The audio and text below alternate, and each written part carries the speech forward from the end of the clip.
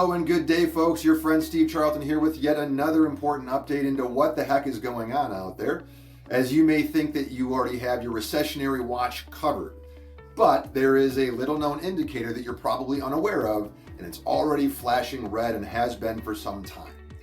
You see, when we want to measure the health of a country's economy, we typically tend to swoon over the swaggering and haughty figure, gross domestic product, or GDP. You're probably familiar with that term. You see, GDP tells us everything that we want to know about a country's output. From your neighbor's homemade pies, government spending, investments, and of course, net exports. Meanwhile, we typically tend to overlook the more brooding and humble stat of gross domestic income, or GDI. It tracks the same thing, the overall economic activity of a country, but unlike GDP, GDI provides a lowdown on income. Imagine it as the silent workhouse, just meticulously keeping track of all the wages and profits and taxes that a country's economy rakes in. Now, in theory, these should be equal.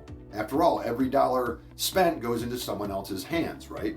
And even when you throw in some statistical and measurement quirks and differences, the two generally stay pretty much in sync, but not lately. While price-adjusted GDP has held surprisingly strong, GDI is practically in free fall. And I'm sorry, folks, that is not very reassuring, because GDI has historically been better at anticipating cyclical changes, indicating several past recessions, including 2008, before GDP did so.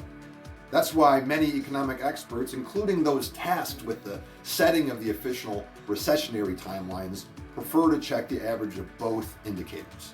And right now there is plenty to watch. And you can too by following the link in the email below and take a look at the most recent chart flow for yourself.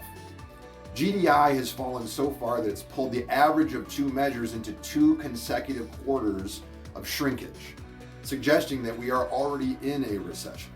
Now, that's not enough to justify ringing the alarm bells, but you should pay attention because that is nudging up the risk of downwardly revised estimates for GDP and for a broader economic slowdown. But please take this to heart. Every time since 1955, the 2-year and 10-year treasury curves deviate. Every time. There has been a 2 to 4 year recession that follows. Every single time. As always, we are here to answer any questions that you may have, so please feel free to click on our calendar link below and begin a 15-minute conversation.